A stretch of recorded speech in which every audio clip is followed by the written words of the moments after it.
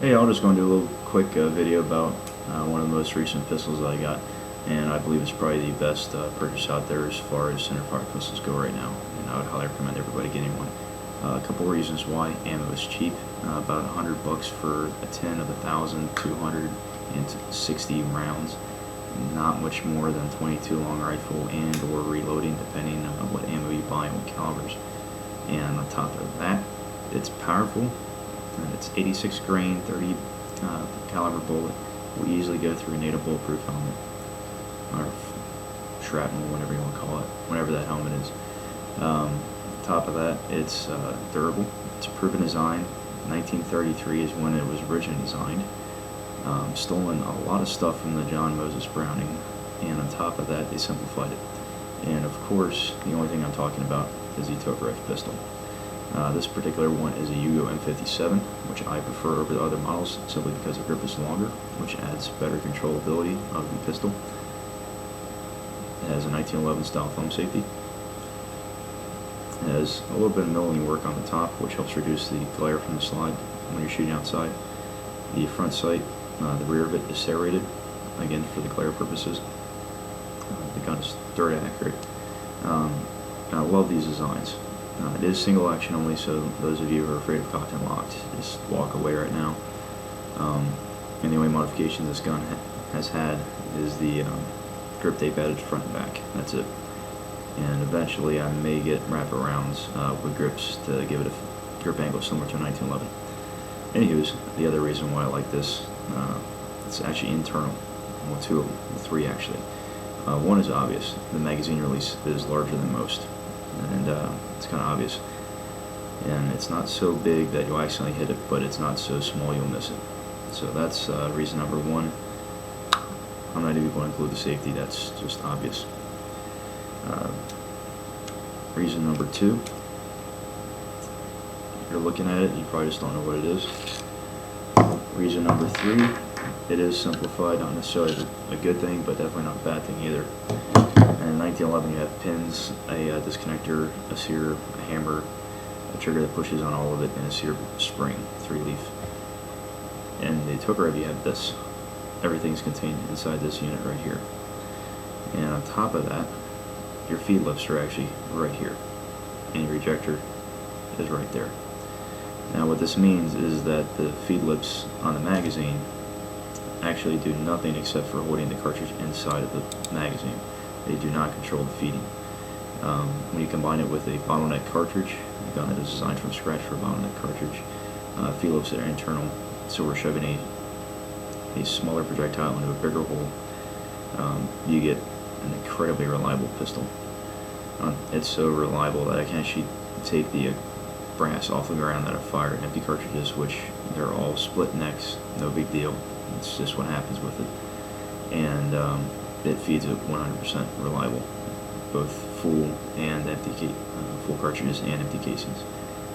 So that's reason number three. But reason number two is actually because unlike the TT-33s and their direct clones, there's no firing pin retainer at all. The reason why I like this feature is simply because when you're dealing with corrosive ammunition, it's really nice to be able to clean out that firing pin channel. And I have had Tokarevs in the past where the firing pin will actually, due to neglect on my part, that's it, would actually freeze forward of the breech face, so far forward it wouldn't feed. And if that didn't happen quite as far, it actually could have caused a full auto. And let's see if maybe we can get this to show. Hopefully it's showing, I can't tell. But anyways, long story short, inside of here you have a firing pin stop, just like you'd find on 1911. And to take it out, just take your slide stop, go from the top, push down on your firing pin, slide everything off with your thumb over it to keep anything from flying.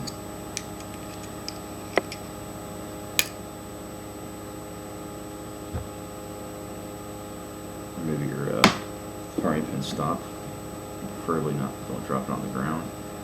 So there's your firing pin stop, and there's your firing pin. It has a retainer, spring-loaded for the retainer as well. It certainly beats the TT-33 style with the split pin, which is a pain to take off.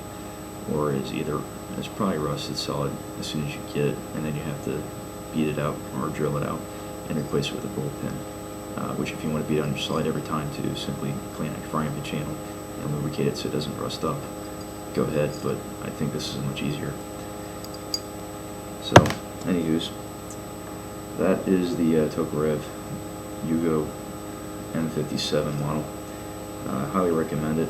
I would have absolutely no qualms about carrying it.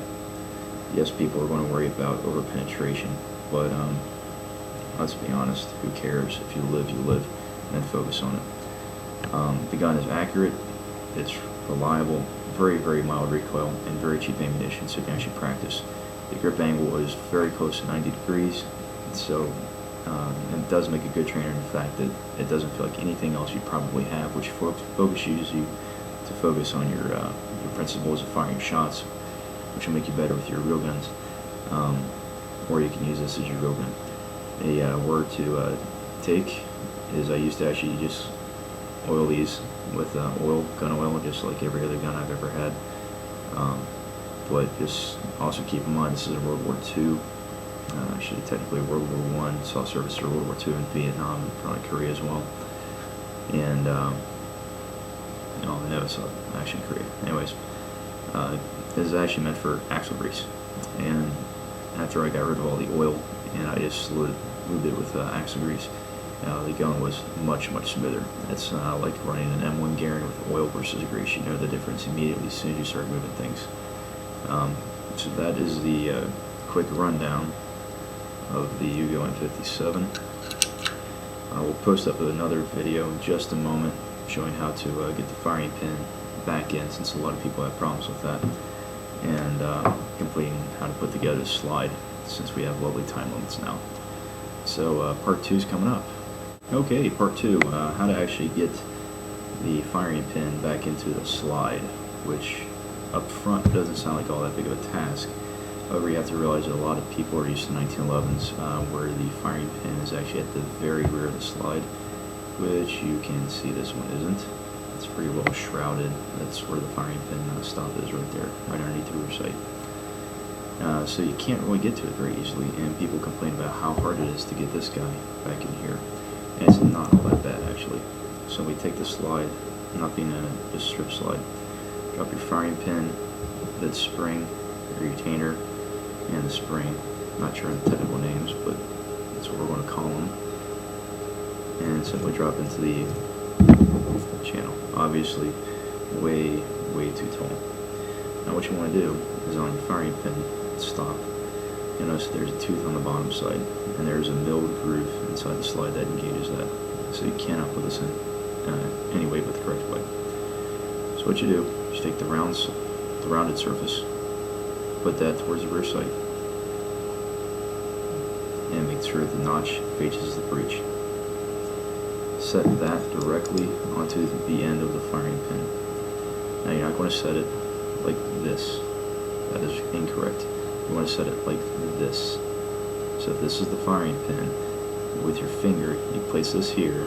You'll then take your slide stop from the rear sight portion of the slide, from the top of the slide, push down until this bottoms out, and then push this in.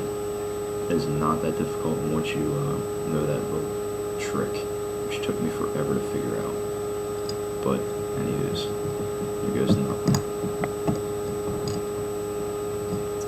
It's almost in. And once you have it more or less in there, just take your slide stop, push down, and pull. And that's that. Now to reassemble, just like a 1911, length down, barrel bushing in, barrel back, and link up. The one thing that is interesting, one piece recoil spring assembly with a hinged guide rod for the full length guide rod, which does keep the barrel bushing in place. The hinge is there so that the link can stay upwards, and you can still get this in place with the barrel input and with the bushing in the proper location. I much prefer this design over the TT33. It's easier to take apart, and there's less stuff to lose. So simply start it, hinge, keep your link up, done. And to reassemble, just put your pistol right there, slide over, keep this back,